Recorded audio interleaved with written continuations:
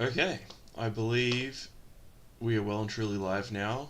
Episode 25. Wow, that's sort of a milestone, I think. Yeah, Flooded I mean, it Cinema. really is. Joined today by at Zuichi, also known as Abe, Ab Abby. Abby, kind of like that kind of thing, but not in like a girl way. It's like I'm like Abby Durr, Mm. Abbe, not like Abby, not like a girl way, but kind of In a cool way. like a different kind of, in a cool kind of way. It's like I'm more on a kind of like mysterious, like Mm. eccentric kind of grind, honestly. Well, that's So well, yeah, that's good. That's perfect for so today's episode, I think. Yeah, that was honestly not even on like purpose. I didn't even do that on purpose. I just realized like, yeah, that's exactly what we're gonna talk about now. Mm. Like kind of like really eccentric, like really eccentric and kind of esoteric kind of Mm. a movie. Yes, so I put in the description. We've got a very angelic episode for you today. Um, Angel's Egg, which came out. Oh God, I don't have my 1982, I think. 85. Hmm. Directed by what's his face, who Mamoru Oshii. Oshii, who went on to Yeah, do Ghost in the Shell, and a few other yeah. things. He's one of those names you hear if you watch, anime, 80s, 90s anime type stuff. And then we're also discussing today Charlie's Angels from 2000, directed by Mick G. What a name. But we'll begin today with Angel's Egg. Um, what did you think of the movie? What were your general impressions? Yeah, had you seen it before? I mean, that's the thing. I asked you to do it because I've seen this movie like a long time ago and I've watched it like again and again. I mean, it is like really one of my like all-time favorites. I mean, even on my letterbox, it's one of those four things you can pop in. I got it in there. I mean, it really is like a Wow. special movie to me, honestly. Yeah, And it's definitely it's very unique, and I really enjoyed it as well. Sorry, go ahead. Angel's Egg. I mean, I probably saw this thing like a good solid like 4 years ago because it is Yeah, just on YouTube. I mean, you can just watch it on YouTube like full yeah. thing, fully subtitled. Um, I just popped it on. I didn't know what was going on. Like, I mean, I was like a little younger when I first watched it. I didn't know what it was really about. And later Mm. on, I got into like religion. I became religious, and then it's like, hey, wait a second. I think I recognize that from somewhere. Mm. And it's like I was actually gonna get into like Mamoru Oshii because the guy is actually like you kind of have to look at the movie in context of the guy Yeah. because this guy you watch basically any movie of his, it's like they all have like biblical themes, like every single one of them, and they are often the central leitmotifs of his movies. Mm. So yeah, I mean, little fun fact on the side, Mamoru Oshii's career at that point almost got actually killed by Angel Zack. He didn't get work for a few years after this Wow. because it was so out there that the people they were really hating, like 80s Japanese people, they were really hating on him for this one. Yeah. It's like they really didn't take too kindly to this one. It was like really like a malign movie back in the day in that country. Like they didn't think much of it. Yeah. It really watching it, you can tell that it's very much for a niche audience. It's amazing he got it made at all because there's hardly any dialogue. It's mostly not much gets explained at all. Nothing gets explained basically, and it's Yeah. um I mean, you can really tell that this was like hardcore, like OVA era, like yeah. animation, where it's like, and I also another fun fact, Mamoru Oshii was actually also the director of the first OVA movie, which was Talos, which I haven't actually watched Huh. because I can't track that thing down. that is crazy. That's actually very interesting.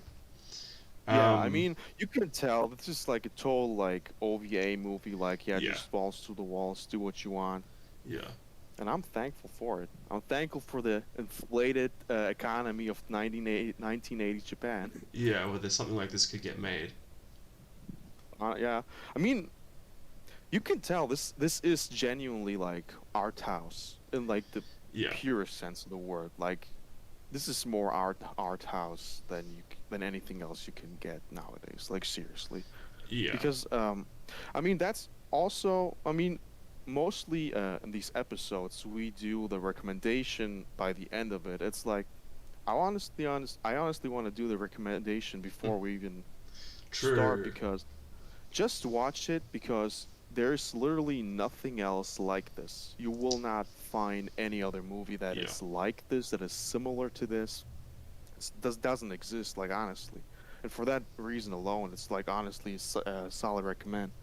yeah. No, I totally agree. I think while there isn't really too much going on in the plot or anything, I think the experience of watching it for the first time and not knowing what's going in and trying to get your own ideas out of it is very enjoyable. So if that sounds like an enjoyable experience to you, I'd recommend watching it, then maybe coming back to this discussion, or you could listen to this discussion and maybe it would color the way you view the film, so maybe you'd get more out of it. But either way, you should watch it. It's on YouTube for free. It's 70 minutes long.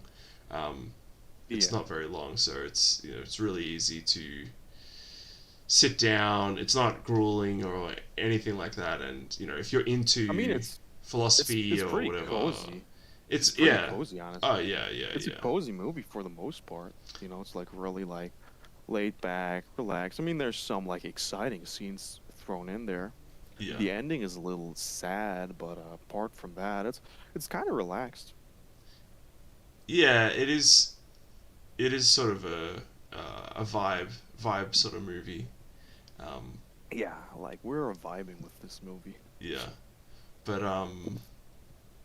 Yeah, let's yeah. get into it. Let's get into it then. All right. Well, So, you take it away. You take it away. You lead this discussion. I'll lead the discussion on Charlie's Angels. That's where my expertise lie. I think today at least. yeah, I think that's fair enough. So, movie starts. First person we see is the man. Like, just Yeah. let's just call them that.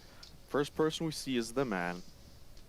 Very striking, very very striking kind of a character design.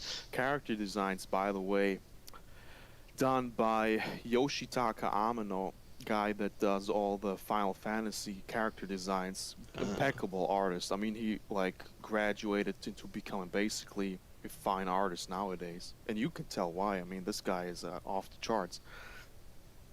And you can instantly tell, like, obviously biblical influences. The man has, bandaged hands. I'm not 100% sure if he has bandaged feet, but he has bandaged hands, and he yeah. carries a mechanical looking cross with him.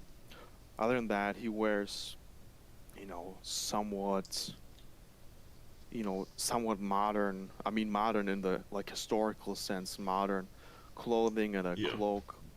Has like sickly looking white hair, like, and like really like the white hair you see on like old people that are not healthy, like really frizzy, really like unkempt, disheveled white hair. Yeah. So that's the kind of person we see. This first person we see, and actually, I thought that scene, the first scene alone, is actually pretty interesting, because the movie, Mm. for the most part, it really has a very uh, European Gothic kind of a, Yeah. Victorian kind of aesthetic. But Yeah. the first scene and the last few scenes, they really lean more into a kind of, with the checkerboard floor and the weird mechanical shapes. They look a lot more like 1980s, like a lot like Book of the New Sun kind of Yeah. Yeah. It's got this inspired sort aesthetic. of I don't know if I want to. Well, I mean, it's kind of like a cultic, or it's just very. I don't know what the right word is, but it's got I mean, this. it is It sort of is a hard to cult, describe.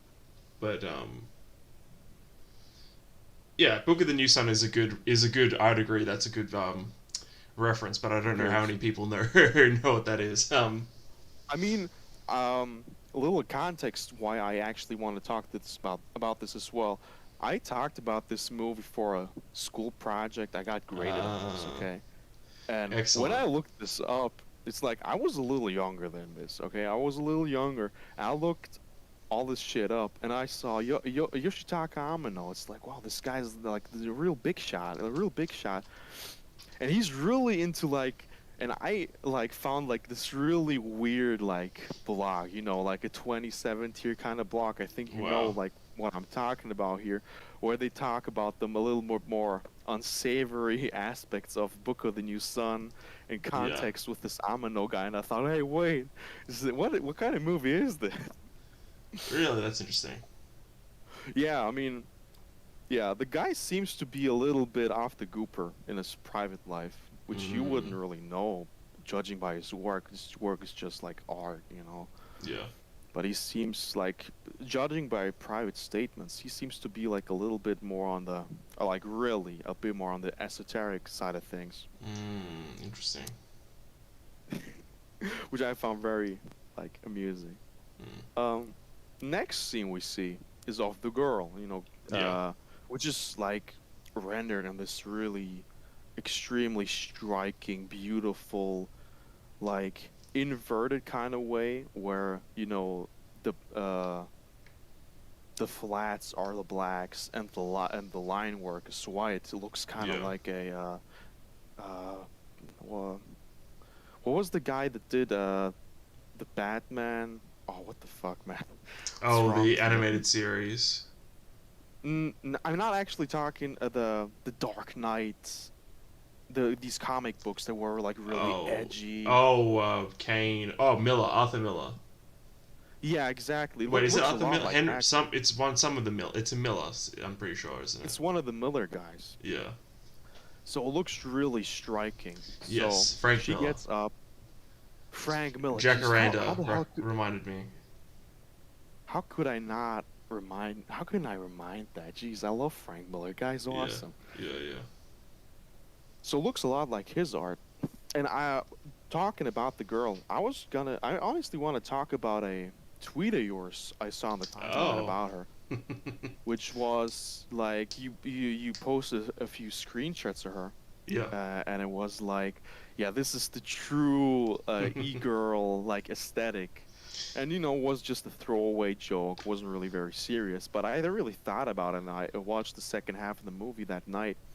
Yeah. I really thought, honestly, he's spot on with that. Not in the sense of e-girl, Yeah. but you watch this movie, and there's something striking about her femininity. I mean, she is a child. She Yeah. looks like a small child, but there's something like earnestly, like really, like honestly feminine about her. Yeah. And her experience and her demeanor and the way she carries herself, the way she moves in the story, the way Yeah. she reacts to different things. I mean, and for that reason alone, also, for such like a true portrayal of femininity, which Mm. comes from a guy, because it's like you look through the cast, you look through the crew on this thing, it's like not a girl to be found. It's like 1980s anime. Like, what do you expect? And it's like written by Mamoru Oshii. It's like, Yeah. Um, I think with this movie, what we should probably maybe we'll go through. We can just describe more of like what happens, and then maybe once we get to explaining what happens in the plot, we can try and give our different Hmm. analyses of it, Yeah. of like what the different symbols and stuff mean. I think that's probably the best Yeah. way, like, because it is the movie is it's very Packed. I poetic. mean, it It's is like packed. I think briefly we'll just mention it like from a superficial point of view. It's very very beautiful. It like the designs, as you said, are amazing. And it's really it reminded me a lot of like Bloodborne. For obvious reasons when they're in Oh yeah. uh, for multiple City. different reasons as well. Honestly, there's I don't know how familiar you are with the plot of Bloodborne, but it's Oh yeah, I played Bloodborne. I finished it. yeah, because it's that similar mixture of like cosmic weirdness, but then also the gothic aesthetic, and that this movie has a bit of that as well. Yeah, You know, 100%. and the sounds great, and Oh my God, yeah. I mean, this has to be like one of the saddest, like most tragic soundtracks you can listen to, seriously. I mean, sometimes you pop this on, it's on YouTube, and some of it is on Spotify. Sometimes you pop this on. This is a more like tragic. This is sadder than any like cry wank sad guy you can find, dude. Seriously. yeah, gets you in your feels for sure. Um, uh, So yeah, let's keep on describing the yeah, plot. What happened? yeah. So So you've gotten up to we see the the little girl in girl. her We see the room. girl. Yes. Yeah, she wakes up in her room. We just really we see her meandering a bit on her in her room. We see her picking up the egg, which is like, basically the center of the whole like plot of the whole Yeah. symbolism. The egg is really what it's all about. Yeah. And then she kind of just takes off out of her living space, which is this big, decrepit, but especially abandoned, like not even a compound. It's just a giant building, which is also a little bit more mechanical looking than the rest of the terrain, than the rest of the movie. Yeah. Um, she takes off. The next scene is very striking when she just runs through the dark forest, which was so because if you think about it, it's like the dark, dark forest. That's like a like archetypical like European Yeah. like symbol, and it's like this is like one of the best dark forests I've ever seen in a movie. I mean, this It almost looks great. Yeah. yeah. I mean, this is like honestly better than like Disney dark forest, and they honestly had that down back in the day. Yeah. I mean, this movie is a good a good. A typical of the Japanese in their use of Western symbolism and Western like aesthetic Mm, things, but they imbue them with their own meaning largely because in most anime and animated type things whenever there's crosses or they talk about yeah, Christianity, etc., etc. It basically has nothing to do with any form of actual Christian theology, really. yeah. I mean, With a this movie few, really is like an exception. yeah, with a few notable exceptions. Most of the time, when they use crosses, it's just to evoke Western aesthetic See, or or be someone is serious yeah, about their someone is religion. serious That's about like also yeah, exactly. So yeah.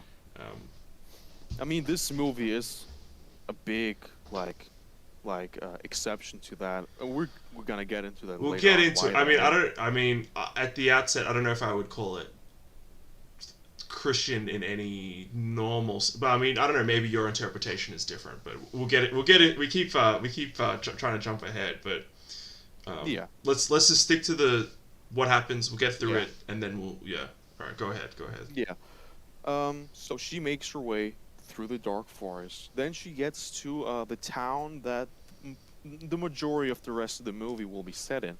It's Yeah. a very gothic-looking town with great backgrounds, with great Mm. uh, illustrations, and obviously completely decrepit, completely abandoned, like no one is there. She makes her way through that, and you know, one notable thing, she keeps scavenging, in general, but Yeah. for the most part, for water. And that's like such a interesting little element that she keeps scavenging for water. But water is completely abundant in the setting. Water is Yeah. not very hard to be found. Um, then she meets the man. There is a convoy of like dozens of like insectoids, but still mechanical looking tanks Yeah. pulling past her on a broad street. And then at the end of these, the man appears before her. And at first, she is scared of him.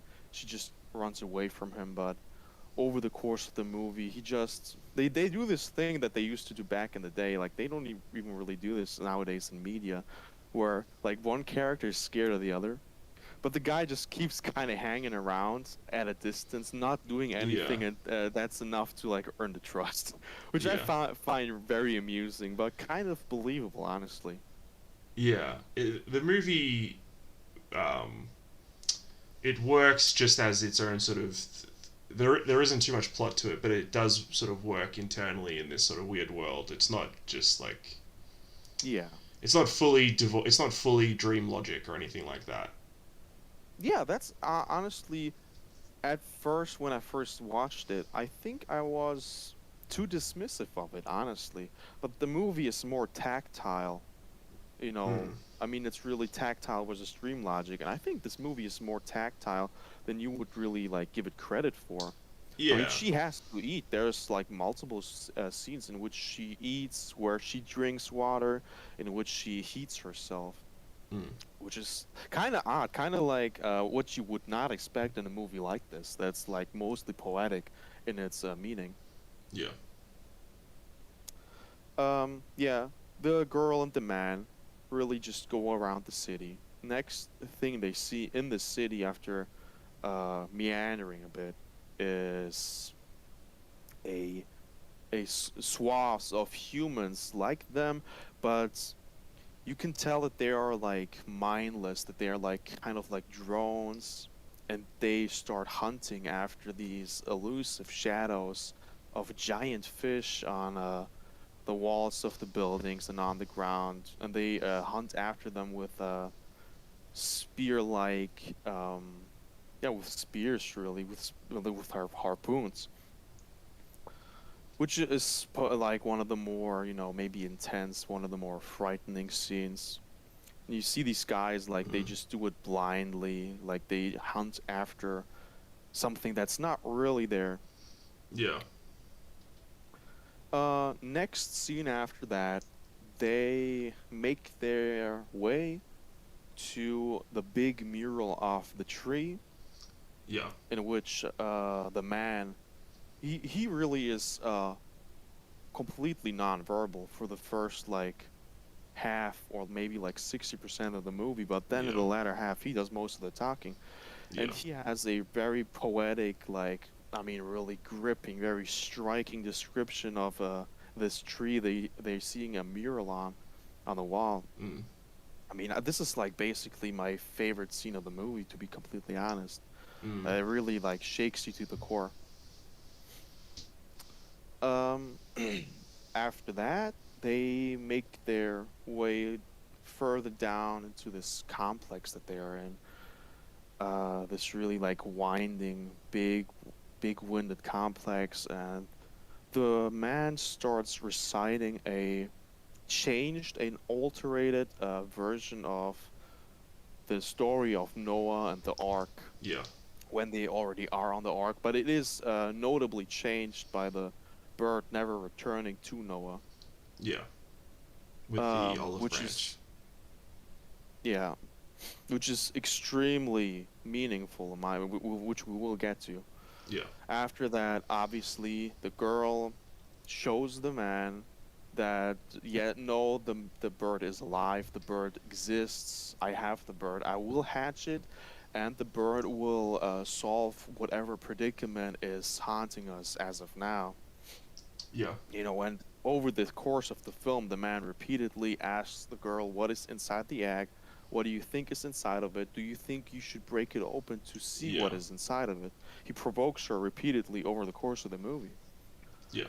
Um, and after that, he just really waits for her to fall asleep. He just waits for her to fall asleep and shatters the egg with the mechanical cross that he has been keeping with them over the course of the movie. Yeah. After that, we see the girl, really like destroyed emotionally, just distraught beyond belief. just running hysterically and then falling to her death in a riverside. After that, out of her body spawn hundreds of eggs, Yeah. and a new bird is born, so to speak. And by the end, in the last scene of the movie, we see the girl glorified, or maybe I don't know if, let's say glorified, on a Yeah. big mechanical eye that we have been seeing repeatedly over the course of the Yeah. movie. After that, it's a uh, the camera pans out more and more to reveal that the entire story of the film has actually been taking place on Noah's Ark, which is humongously big, like incredibly large. Mm. So that's like more like, I mean, that's really everything that happens in the movie, as far as I remember. Yeah. Yeah. Yeah, that's pretty much all the events of the movie. Um, I feel like I wish I don't know. I wish I had watched this like a couple years ago and then watched it a few more times. But I've only watched it for the first time like 2 days ago Mm. or something. So I feel like I haven't been able to like fully digest it. But I mean, I have like some thoughts about different things. But um, I guess we can sort of go through different things now and Yeah. discuss what we think they mean. So I guess the first thing we should discuss is what do you think the big eye thing is, like the big orb. So I'm assuming that's the tree that the man is referring He's to. speaking of. Yeah. So what do you think that means?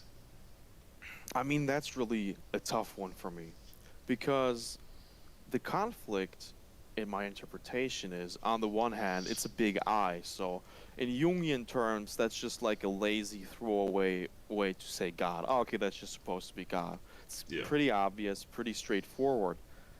But then again, it does have a resoundingly mechanical, like a really like steampunk mechanical nature to it, Yeah. where like that could just be flavor, that could just be presentation, that could just be like character design.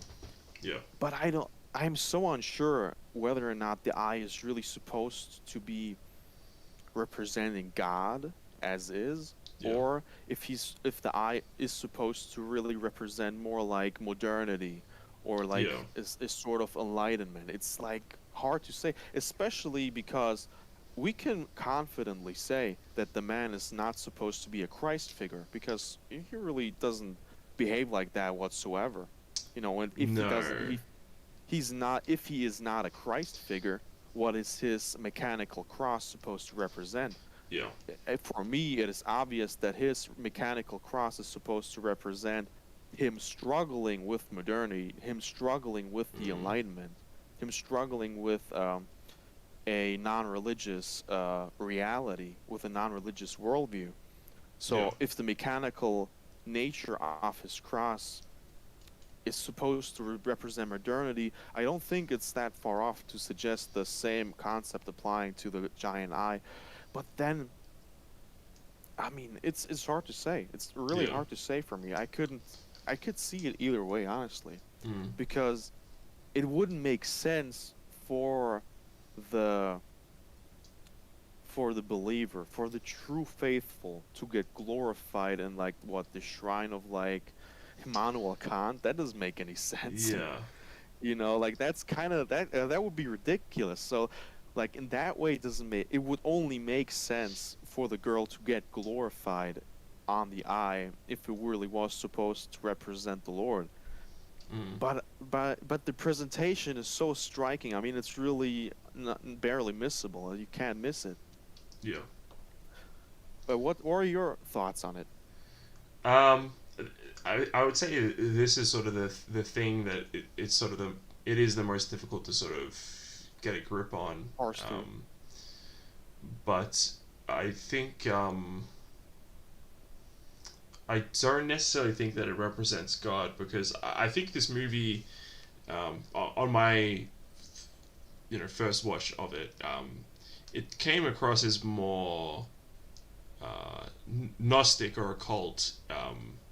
Mm. So it seemed more about this sort of um, cyclical nature of history is what it sort of felt like to me. Um, and like I see. the man and the mechanical cross, in the center of it, it had like the headlight of a motorcycle, which was a red headlight. And I don't know if this is reading too much into it, or like this is just a wrong reading, but I thought that meant that it was more of it was a nod to it being a more of a like a Rosicrucian occultic sort of cross. So rather than representing, as a Christian, we would say, that represents the The incarnated, suffering of. yeah, the suffering. And it's about the incarnation of the second person of the Trinity or whatever. But I think in this case, it's more like this character is almost like an avatar uh, Mm. of some sort of force. Um, Of some occult. yeah, so it's more like he Some kind of represents antichrist, if this. you will. Yeah, for lack of a better term, but it's more like he represents this masculine. Um, Malevolence. I don't know if Maybe. I'd necessarily attribute a. I don't know if the movie necessarily attributes an evilness to him. Um, I didn't necessarily get that, but it's he represents this masculine thing, and then the girl obviously represents this kind of innocence and femininity, and then Yeah. her innocence is lost when he destroys her egg with Yeah. his cross, and that obviously has certain, well, it could be interpreted to have certain, Phallic, yes, yeah. meanings to it. And Yeah, but then you have to sort of, well, how do you draw in the whole Noah thing? And that's, I guess, the interesting part of the movie. I don't know. What do you think of that?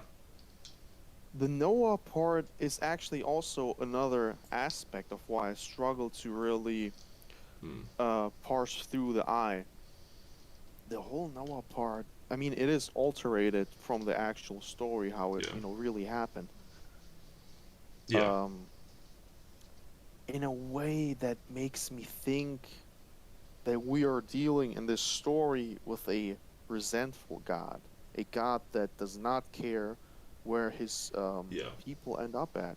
I mean, it's like really, and how, oh, geez, I mean, just think about that, how distressing that would be. I mean, you can tell that the characters are in a deep Yeah.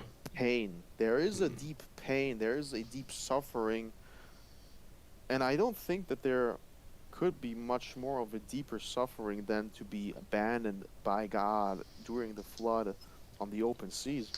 Hmm. Because obviously, in this case, we can infer that the bird is supposed to represent the Holy Spirit, and Hmm. if the bird does simply not care to return, Yeah. that could be very well interpreted as a resentful God, as a God that is abandoned his people in a way. Hmm. And that again also makes it harder to interpret what the eye is supposed to represent. I mean, that's like another layer to that whole ordeal. Yeah. I think it's very deliberate that the details left out of the story are obviously the bird returning with the olive branch, and then also God creating the first rainbow to seal the Mm, covenant and to seal the idea that from that point on he's not going to destroy everything yeah, again. Like in that it's the first covenant basically, and it yeah, is, and so that's why I was sort of getting this sort of Gnostic Marcion type of interpretation of the Noah story.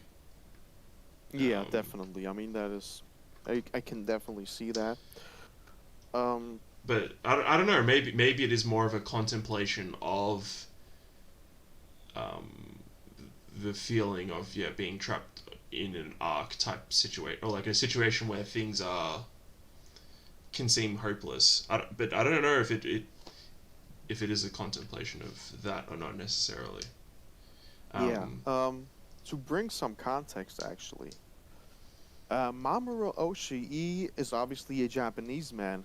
He was raised Christian, actually. He was raised a ah, Christian, okay. and he almost became a priest. He did go to priest school. He just stopped doing it, and you can find much on this guy. I'm gonna tell you now. You can find much on this guy, and what you can find at all, especially nowadays, is if he actually is religious or not.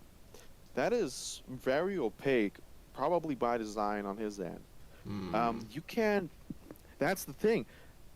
I think the most basic, the most straightforward kind of interpretation of the whole thing would almost be that he is like almost wistful, that he is really like saddened about his own loss Hmm. of faith, that he is struggling with the loss of his faith, the loss of his religion, because Hmm. it probably, I mean, if you are honestly, like earnestly a religious person, you earnestly trust your life to God.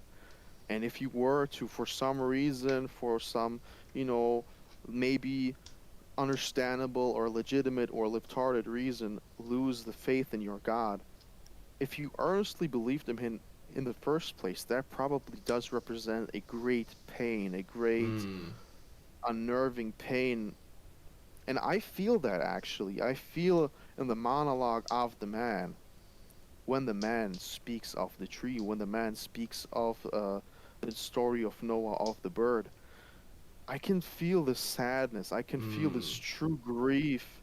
Like, I mean, to quote the man, what if neither you and I exist? What if it's raining outside? What if we only exist in the dream of a person that is gone? I mean, that is Hmm. honest also a hint to maybe God having abandoned his people in this story. Yeah. And I can feel this great sadness. I can feel this sense of tragedy in these words by the man. I mean, his delivery is dry and monotone and Yeah. really cold-hearted. But even then, you can parse out through the way he speaks, even if it is minimal. Yeah. I do feel a sadness there, and I do, and that is actually why this movie is so meaningful to me. That is actually why this Hmm. movie is so deeply touching to me, because as Christians, everyone struggles with their faith. That is natural. That is what it means to Yeah. be human, you know. You can always be, and God knows this, and God tries to help us with that, and Hmm. it is what it is, really. And because of that, even if this movie comes from a, kind of a modernist, kind of a enlightenment, non-religious, Yeah. secular kind of view, but it still mourns the loss of the faith. It still is deeply touching to me Yeah. as a Christian. Hmm. Now that you've told me that he was raised Christian, okay, that means I don't necessarily think that it's what I was saying. Yeah, Then I don't know if it's necessarily a cult. If it, I think it is more just. I think what you're saying makes a lot more sense. That it is sort of about this sense of um, loss of faith. loss. This, Yeah, this calcification of, because the cross isn't made out of wood now. It's made out of metal and things like that. It's sort of yeah, this calcification of his faith, and I guess it is like the egg represents this sort of faith or whatever, and it's his yeah, over examination of it or wanting everything to to be know for made sure. clear has it makes him undone basically.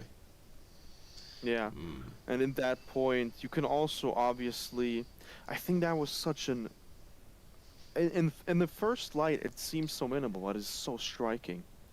The man tells the girl, maybe we don't exist. Maybe we are just, Mm. maybe we just exist in the dream of someone that is gone. Maybe we never existed. Maybe it's just raining outside, Mm. which is like obviously deeply existential themes as well, thrown into the themes of loss of faith, because obviously a loss of faith will necessarily, if you are intelligent enough, lead to deeply existential considerations, which are deeply distressing for almost for any sane person. Any sane Yeah. person that is forced to go through these existential ponderings is going to be left distraught, Yeah. which she obviously is. He is distraught. He is, grief struck by these considerations. And it's interesting to me. The girl instantly says, "No, the bird exists. The bird is real." And she shows him the corpse of the bird, Yeah. proving to him by extension that the bird is real, that the bird was real, Yeah. which kind of disproves his existential ponderings. It doesn't even necessarily disprove his ponderings on whether religion is real or not, if whether faith Yeah. is appropriate or not, but it does disprove his existential ponderings, and Yeah. that is so instantly striking to me, really. Mm. That yeah. So who do you Let think is me. the angel? Do you think it is the angel the girl then? I don't think she's actually supposed to represent an angel Mm. at all. I think, It's the I mean, birds the are the most angels basically. probably, Yeah. probably yes. I mean it's like a lazy interpretation, but she probably is supposed to represent like a maternal, like Mary-like figure because there's obvious like femininity, obvious pregnancy symbolism in there. Yeah. So that's like the most straightforward interpretation that you can make of Yeah. her. Because she's pregnant, but obviously still a virgin. She's pregnant in the sense that she's carrying around this egg for the Yes. yeah, which will help bring about the reviving of the world basically. Yeah. Um. I mean, and also like she is like obviously virginal, not Yeah. only because she is a child, but especially because of her demeanor. And it is interesting to see that the man and the girl obviously have been there for an unknowable amount of time. I mean, both have this sickly white hair, both have this, Yeah. unhealthy, look to them. Yeah. But also, she is not like him. I mean, you can tell that he is bitter, that he is, Mm. not, who knows if he's resentful, but he really is a bitter person. He really is bitter. Like he is in a lot of ways, he really is like a Redditor, like telling people to people like you and me, like, how do you know it's really real? How do you know? Like in a Yeah. way, he obviously doesn't look like a buffoon. He doesn't look like a clown while he does it, but he does repeatedly ask her, how do you know there's something in there? How do you know that there's Yeah. something in there? And how do you know it's actually what you want to be in there? I mean, the most obvious example of that is when he waits maliciously for the girl to fall asleep, and he asks the girl, what do you hear? And she says, I hear the heartbeat of the bird. And he says, that's your own heartbeat. And he asks, and she says, I hear it flapping its little wings in its dream, which is such a Mm. beautiful evocative picture. And he says, that's just the wind outside. I mean, like, Yeah. I'm being a little silly, obviously, but that really is like Redditor behavior. And that Yeah. is like contrasted by her and her deep faith and her childlike demeanor, Yeah. even after being in such a hurtful, painful kind of an environment, kind of a situation. She still loves this bird and she still loves her faith, basically, Yeah. which is also such a, striking image, such a beautiful kind of a motif. Yeah. And you don't Yeah. necessarily get the sense that she's. I mean, maybe she's a little naive for trusting the man, but you don't get necessarily get the sense that she's extremely No, she's, naive. She's very switched on about what's going on. Um, I think it's like yeah. her. The fact that she's a child, it is probably closer, to what Christ talks about. To to get into heaven, you have to be like children, basically, in like the sense of Yeah. innocence and spiritual meekness and things like that. And so Yeah, she obviously represents exactly. that ideal. Oh yeah, absolutely. Which is obviously also Mm. one of the reasons why you can easily make the whole Mary argument that she maybe is supposed to be not exactly Mary, but like Typological an sort of Mary. yeah, yeah, exactly. So great movie. It's a great movie. Jeez, just go ahead and watch it. Like trust Yeah. me on this one. Just trust me You're on this you're one. Hey, I need to if you rewatch it like now that you've revival, told. Yeah, yeah. It's now that you've explained to me that he was Christian and that it's not like an occultic. Because I was like watching it like, oh, this is going to be some Japanese crazy Gnostic Gnostic shit. person, and while I don't know if it's like 100% Christian, but clearly it's coming from someone who is Christian. Now that you've told me that, it makes so much more sense. Yeah. I I really mean, should it's have looked so up more about it. interesting as Yeah. well. If you watch Mamoru Oshii's other movies as well, the thing is not just that he's Christian. He's like actually kind of educated and kind of smart. He's Mm. actually kind of like a smart cookie. It's like a lot of these guys, it's like they throw that shit in there, like really like Yeah. hoping that it carries them. Yeah. It's like, Hideaki Anno and all the other ones and the other guy. And it's like he's actually very educated. I think he went to the specific uni. I mean, he's really like big head. Mm. And if you watch his other movies, I mean, he's actually one of my all-time favorite directors. I think I've watched like all of his movies Oh except wow. for like one or two. I mean, he has like a extremely strong filmography. And of all the movies I've seen of him, I mean, literally every single one of them has a biblical theme or a biblical metaphor or a biblical like just a general a leitmotif except for like one single one. It's like as far as I know, he did a single movie that's not about like the Bible and that's it. It's like even if he's not religious anymore, even if he has lost his faith, you can tell that his faith or the Bible, Christianity, is deeply meaningful, deeply impactful to him.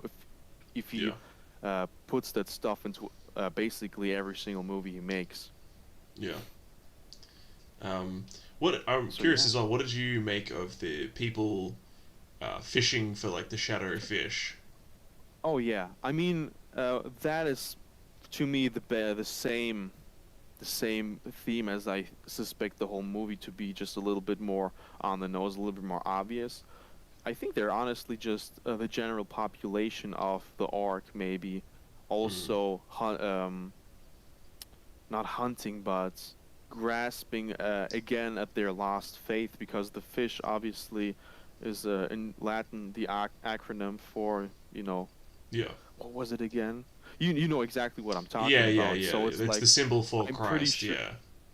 Yeah, the fish is a symbol for Christ here, is a symbol probably Mm. for the faith in Christ. And these people are like desperately grasping after their faith, desperately trying to hold on to their faith, like many are nowadays. I mean, really, if you look at these like mega churches and all this kind of stuff, that's exactly what's Yeah. happening there, honestly. Mm. People that like, fall into bad schemes like that because modernity has eroded their soul, has eroded their psychology to such an extent.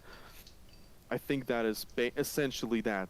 That it really is just that, which is also extremely sad. I mean, that's such a Yeah. sad motif to think about as well.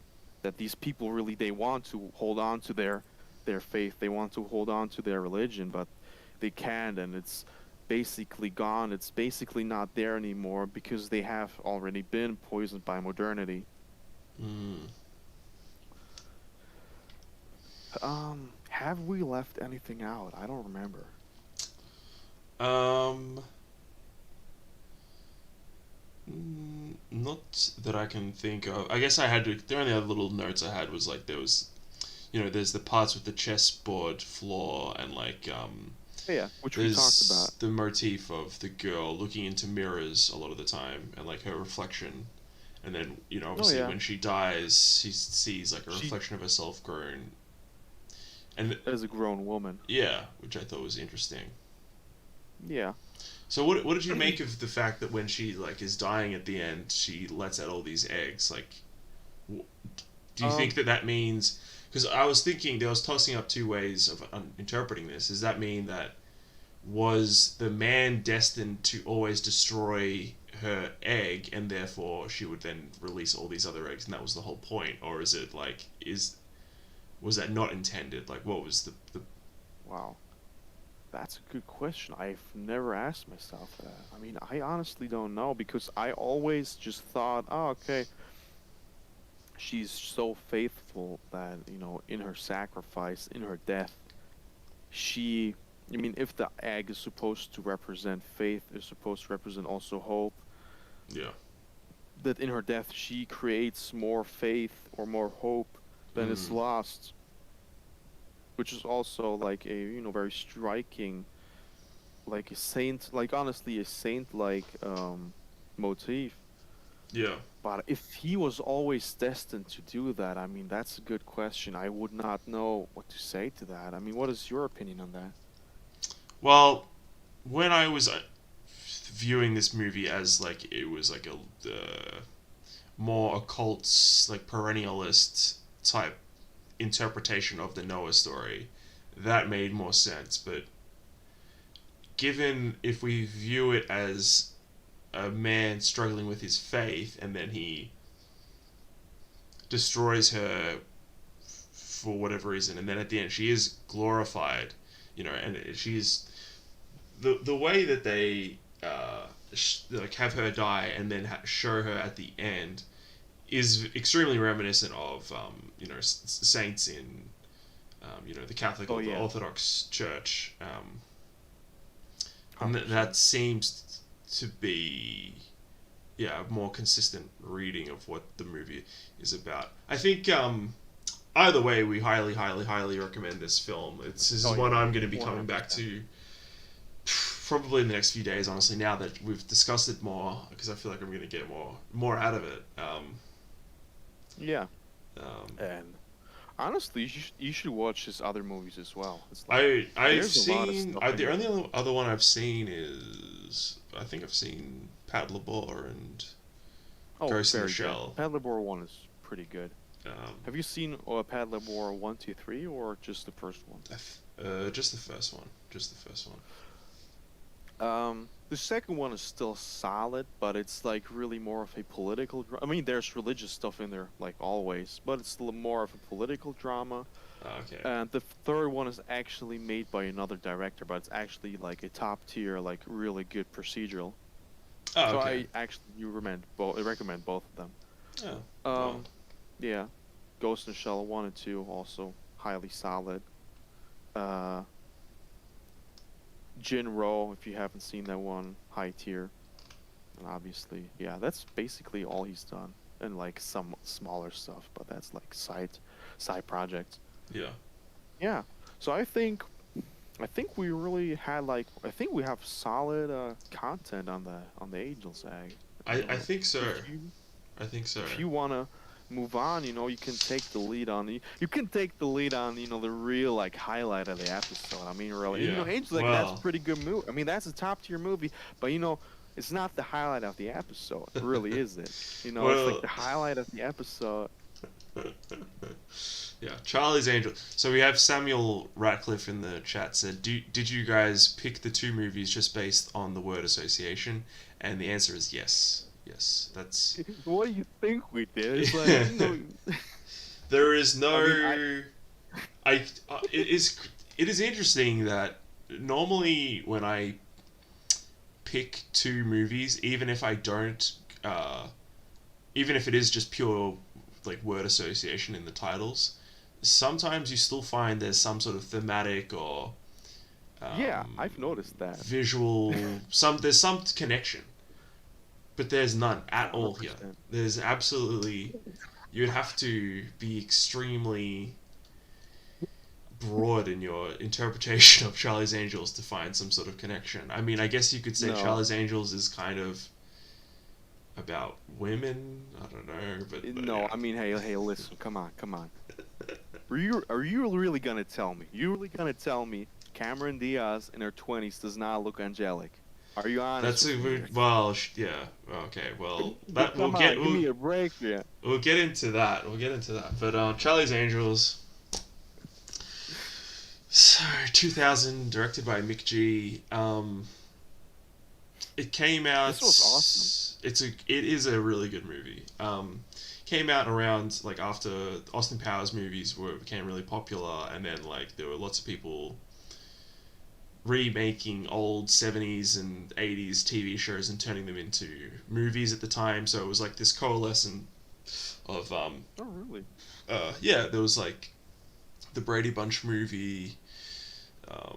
I can't think of the other ones off the top of my head. But after this I'm. success of Charlie's Angels, there were heaps more. Like they did the Scooby Doo movie. They did, Oh yeah, that was good.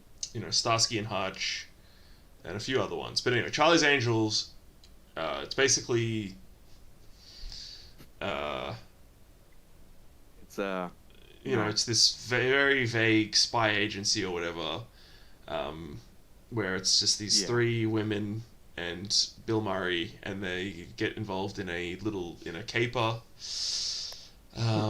where they think they're being hired by, it's the classic sort of, oh, we're hiring you to do this, but actually the twist is we're the Yeah, bad guys, basically.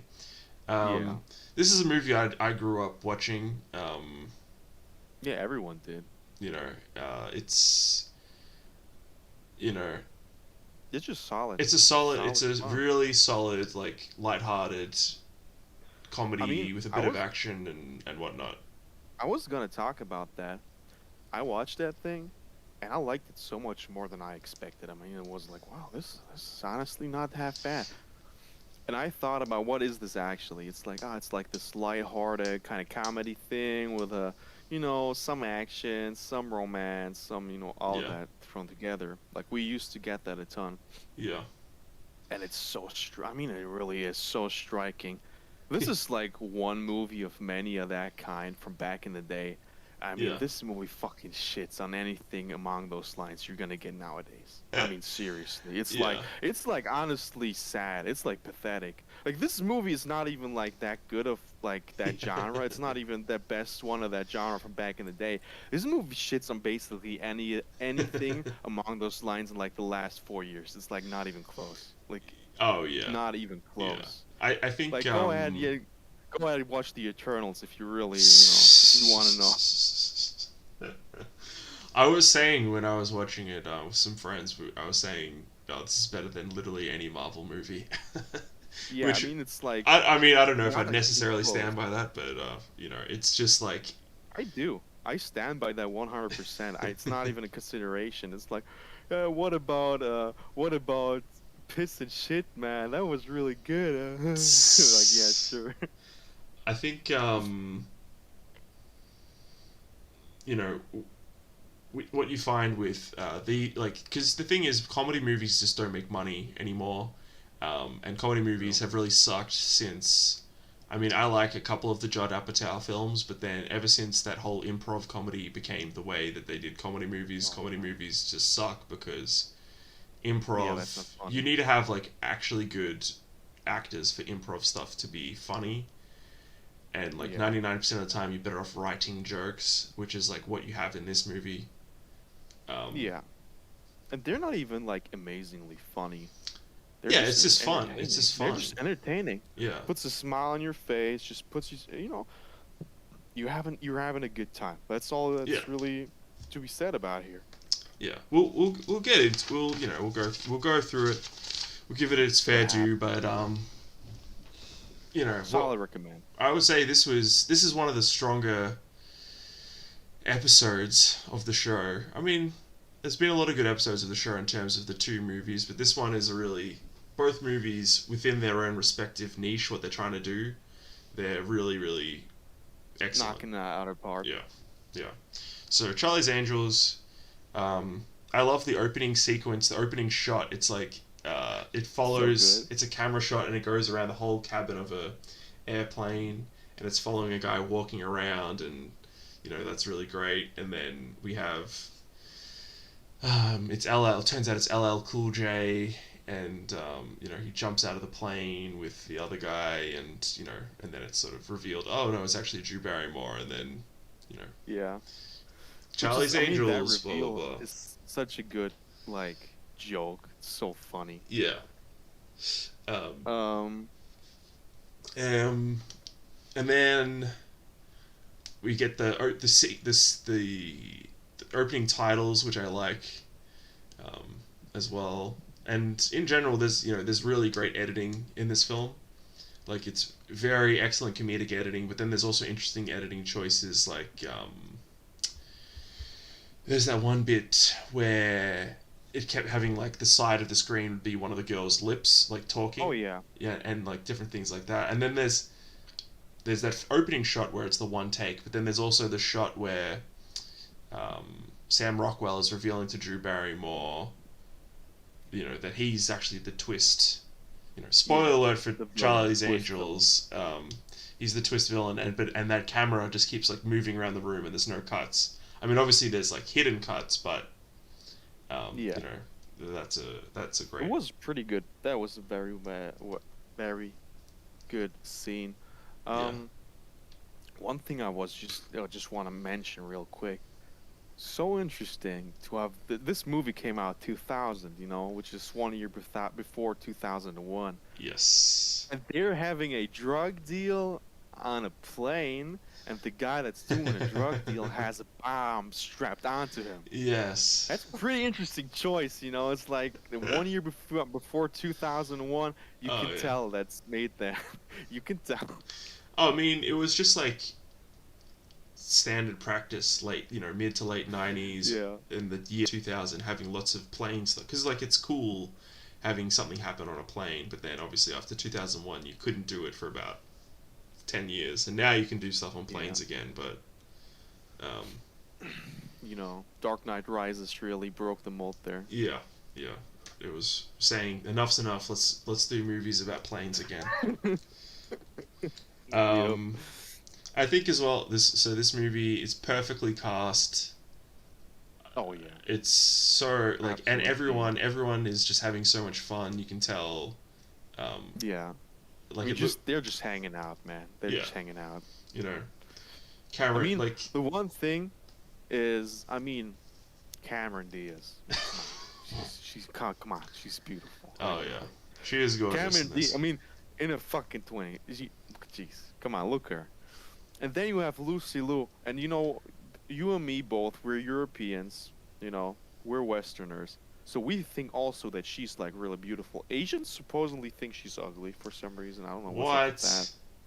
What? No, for real. Asians Anyway, think she's well, really ugly. yeah, no, I But love Lucy both of Liu in those, this. they're just so beautiful. It's like, man, this movie's gonna be great. I always thought Drew Barrymore looked so mid to me. Ah, come on. We're not gonna diss Drew Barrymore. She's Hey lovely. look, She's hey look. lovely. It's just like it's hard. It's going up against Cameron Diaz and Lucy Liu. It's Yeah, that's what I was gonna say. I mean, unfortunate. you got these two. It's like two models, man. It's like, gee, oh, jeez, am I Yeah. in heaven? Are these Yeah. angels? Someone kill me or something? And you got Drew Barrymore. It's like, like Drew Barrymore, she comes onto the party like being one of your buddies, like Yeah. girlfriends, and you think, oh Yeah. yeah, makes sense. She Yeah. doesn't look, okay. But hey, she seems like a lovely person. She She's seems cool. like a She's lovely cool in the person. movie. We'll give her that much. Yeah. So I don't know how much, like, what have I got written down here? Yeah, Oh, let's just go Tim honestly. Curry's great in it as well. Even though like he's like a red herring in the plot. I like the plot. It's a nice and it's well structured, the whole thing. So Yeah. they get hired by some company because they think another company is like trying to infiltrate their information or something. It doesn't really even matter. No, they kidnapped the engineer guy. Oh, That was that's the right. thing. That's Kidnapped the right. engineer guy. They save him pretty easily. It's like not even a hassle for them to save him. Yeah. It's like, yeah, but they stole all my shit. It's like they Yeah. stole all my shit. Yeah. So And then you and then kept we have my a stuff great back. sequence then where, and I love the movie. It's basically like it's almost like every single scene, all the girls are dressed up in like different costumes, Yeah, which is I was gonna say that every scene has a gimmick and has such a really beautiful set. The sets are great in this. It's like yes, sets are really like distinct, totally different each time. yeah, It's like you can tell like we are in a different place, obviously. yeah. And I And love one of the best we can just jump around with this movie. It doesn't really matter. But one of my Yeah, the it doesn't best, the matter. one of the I mean the best scene has got to be when Lucy Liu is in her leather skirt and is coming into the office and like talking to Oh those yeah. engineer guys. It's like that scene like it's like that was so abrupt to me. It's like, oh wait, where are we here? Yeah, Did I you change get a bit tabs? That's lost. some Yeah. weird kind of like what is happening here? Some kind of weird like fetish thing going on. It's like I don't know if I'm disliking it, but I don't know if I'm liking it. And No, then she really gets into it as well. She really gets into it. oh yeah, I would say yeah, Lucy Liu is. I mean, all everyone is great in this, but yeah, Lucy Liu in that one scene in particular is very, very, very Yeah. powerful. Very powerful feminine energy there. Yeah, very Um, powerful. and I love then we cut from that into then Cameron Diaz like doing her gymnastics and like sneaking into that room, and that was a cool little sequence as well. Yeah, Um, true.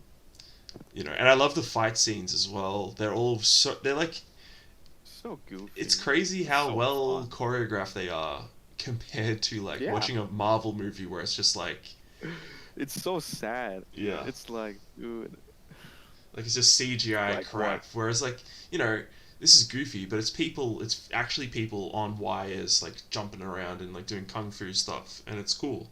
Yeah. I mean, it's like actually a guy having a knife and he's trying to cut someone. It's like, Mm, yeah, I kind of know that from real life. That's what people do. yeah. It's like, yeah, this guy and he's trying to hit you with a brick.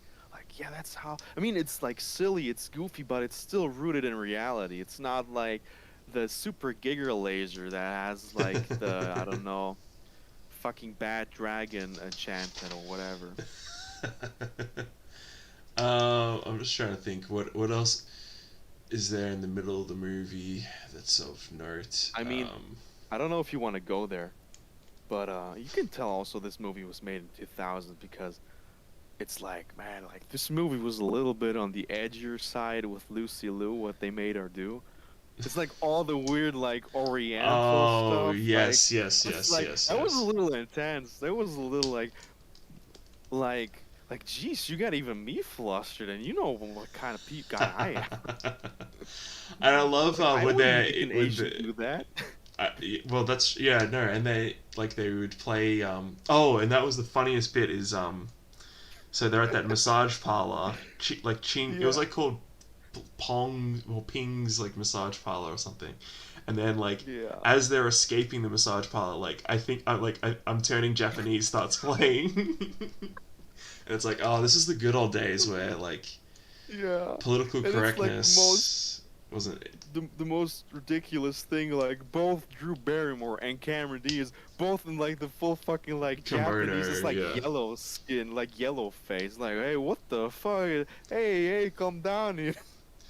I love that so much Good shit, um and then man. That also was all their boyfriends. I love. It's so funny. They all have like boyfriends, and yeah. It's they're like all good. totally Do a good normal. job. Like You know what was weird to me? yeah. They had this really oddly intense murder scene on the set of the movie that the boyfriend of Lucy Liu was Yes. working at. It's like you think like, oh, that's Lucy Liu, and then it's like actual like gunfire that sounds like real gunfire, just Yeah. people dying, like actual like blood flying, and like looks pretty real. It's like, hey, what the fuck? This is a little like this is like not even a half bad murder scene for a serious movie. That would be like a really good yeah. murder drive-by Yeah. scene in like a real movie. And then obviously just okay, it's just an act, it's just a movie. In the Yeah. I movie, like that. I like that. It was a good turn. totally caught me off guard. Yeah. Um. What else? The one thing that was totally I did not like was Drew Barrymore's boyfriend. Is like the most Oh unfunny yeah. joke in the whole Yeah. Yeah. movie. It's Yeah. like Tom Green. he keeps saying his own name, and his name is Chad, Yeah. It and was he has very this weird. really weird like speech impediment, and it's like what? Yeah. I That's we mean, it's noted that was the least fun because so this here's a tidbit for you. Drew Barrymore was dating Tom Green at the time, who was the actor that played that guy. So pretty oh much he really? just got the role because he They dated. was were dating, and then I think also that is probably one of the one bits of improv in the film as well, Wow, that's was him you doing can tell stuff. it's improv because it's unfunny. I love Bill Murray in this is great. Just like he's so cool. Yeah, he's so he's pretty lovable. He's like Yeah, a good, just a good sport, you know. yeah. Mm, Uh, you know the one scene that really stuck in my mind. It's mm. like Cameron Diaz. She's in her home, you know. She's waking up in early in the Oh morning, yeah. and that scene is like was just striking to me, you know. It was just Oh, I wonder striking for why. no I particular wonder why. reason. I For no wonder. particular reason, you know. But that scene was, just to kind of recap, she gets up and she's like this total sweetheart, totally energetic, uh, jumpy kind of girl, really nice girl. And she just starts dancing around. She just Yeah. starts dancing around, but in her underwear though. But in her underwear though, and she totally like shakes her butt like into the camera. It's like Yeah, yeah, yeah. You get a lot of butt interesting. shots in this. Yeah, interesting scene. I liked it, not for that reason, but I liked it a lot. It's like Yeah. interesting. Um. Uh. I think the Um, one theme of this movie, if we are to discuss the theme of it, is don't be horny, because every time one of them honestly, is yeah, horny, it, because it they totally use so messes it up. basically anytime they try and do espionage stuff, they dress up in a provocative way and then trick a man, like stealing something from him Yeah, or something, by make utilizing the fact that he's horny. And then the one true. time Drew Barrymore stuffs up is because she got horny for Sam Rockwell, and so it goes True. both ways. It goes both ways in this I mean, movie. not even that way. Do you remember Cameron Diaz? She got her little barkeeper boyfriend. She Mm. nearly gets her head chopped off because she has to Mm. talk to the guy on the phone when she's fighting. Yeah. Same thing applies there. So you Yeah. really are right with that one. Yeah. So. Um. Yeah, Crispin Glover is great as like the creepy guy. Yeah, I was gonna talk about that. I was trying to predict what the twist was gonna be, and I was like, okay, he's creepy kind of guy, but he looks like old school, like kind of like Victorian. So it's like, I see like maybe like a secret agent of his own, like from Britain or something. Yeah. But then when the first fight scene, awesome, really Yeah. good fight scene because it's like they really were struggling to fight this guy. It's like one on Yeah. three, and he's really strong. He's like super strong, Yeah. and they're like barely even hold out. They like really have to cooperate extensively to take him on. Yeah. And in the background, by the way, it's the soundtrack is "Smack This Bitch Up." Yes. Good Yeah. Yeah. song, by Yeah. the Yeah. way. Yeah. Yeah. Good song. Good song. Yeah. Fitting.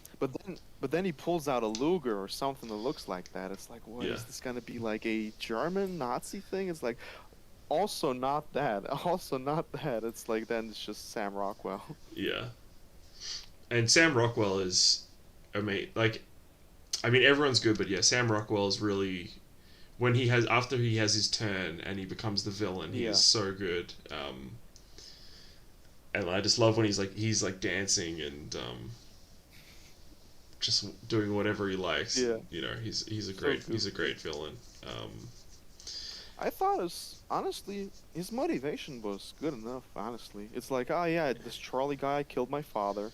It's like all Yeah. the motivation I need to know. See, that And was the one sort it's of dumb thing. It was like, I mean, dumb in a way that I didn't quite work. Was at the end of the movie, it was just like, oh no, I didn't kill his father. It was a misunderstanding. It's like, well, it yeah, seems I like didn't like that as well. it I seems would like have there must have preferred been if a they deleted actually scene. There must have been a deleted scene where they explained it a bit better, but they cut it for the theatrical. So I'll have to track yeah. down the DVD and have a look at the deleted scenes. I think Yeah, I have a probably feeling there'll do. be a lot of good content in there. Probably, yeah.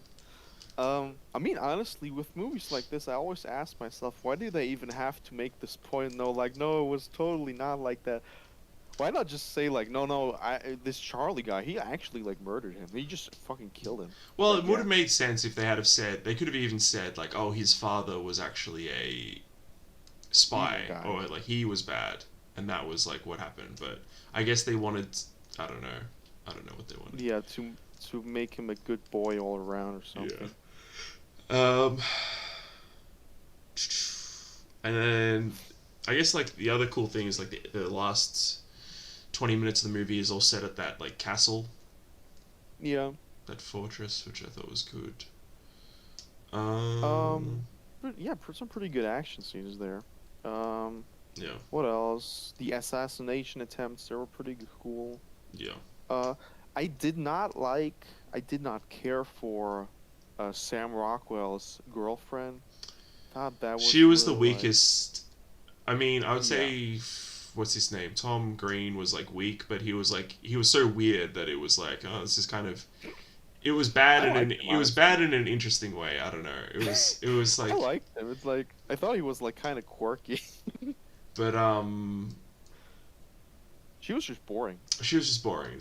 There was nothing. They didn't give her like anything to do really, other than just be boring and then be boring in a different way. Being Yeah, them being boring and also being evil. So it's Yeah, like, yeah, okay, like whatever. you know. Um, I feel like if they, I mean, again, maybe there was a deleted scene where the stuff with between her and Bill Murray was more extended. Um, True. I mean, it's also like that scene was so goddamn awkward. It's like yeah, she's trying her goddamn best to to, yeah, get in his pants basically. get in his pants to get what she wants. It's like, and it's not well, like he's not interested. Well, he's It's like interested, she's, but he's like, he's enough of a professional to be like, no, this is a yeah, bad idea. We shouldn't do this. So, yeah, which yeah, props to him, you know. yeah. Then again, don't be horny. If he Yeah, was less horny, if he just would have like, if he hit her, that whole yeah, thing wouldn't happen. yeah, So yeah, solid movie. This one's honestly just as much of a recommend as Angel's Egg. It's like, look, first you watch Angel's Egg and you get really like, you get really deep in your thoughts. You get yeah. wistful. You get, maybe a little depressed, depending on how you feel. Then you pop this in, and you're feeling awesome. Yes, By the time nice. you Yeah. see Cameron Diaz's butt, you feel awesome again. So true. So true. So, yeah, you want to say anything about Charlie's Angels? No, I mean we've just sort of given an overview of like how pretty much everything is. There's no weak sequences, there's no weak scenes or anything No, really. totally. Um, Editing's great. The direction is and the cinematography is like weirdly Yeah, good. solid. Um, Yeah, it's totally solid. uh, It's sharp. It's a sharp movie as well. yeah, Um, it's like 90 minutes on the dot. It's like in and out. Here's some funny things. Here's some Cameron Diaz and like Lucy Liu dressed up in interesting costumes, and yeah. yeah, what more could you Uh, ask for out of a just lighthearted comedy action? I need to say just a quick second. I'll be right back. Okay, no worries. And again, everyone follow Abe at Zuichi. Also, I don't have it in the description right now, but I will put in the description the link to Angel's Egg on YouTube. I mean, you can just Google it, but I'll put it in the description. I guess I might as well put the version that I watched in there. Charlie's Okay, Angels, you're back. sorry It's all for the good. little. It's all good, man. I was I just mean, telling we were. people to follow you on Twitter, and Oh, I was thank you. saying I'm gonna put the link to Angel's Egg in the description of this video. So Jeez. Yeah, I mean, we were done anyway, so yeah, it's like, yeah, that's all good. yeah. Yeah, Um, great time talking to you. yeah, Great this episode. is. Yeah. I think this was a I very think good app. Good app. Good so movies, true. good guests, amazing host. What more could you ask for? I'll be pestering everyone I know to watch this one. Oh, I'm glad. I hopefully So, get some more fans. Yeah. So yeah, have a great time, man. See you around. Maybe I'll Yeah. be on again if the demand is high enough. I'm Demand is sure. high I'm enough, I'll sure. be back around. All right. Well, we'll say goodbye to everyone on the stream. You. Goodbye, everyone. Good. Watch Angel's Egg. You've got no excuse. It's 70 minutes long and it's on YouTube for Yeah, like free. seriously. Yeah. All right. Goodbye. Goodbye. All right. Okay. Awesome.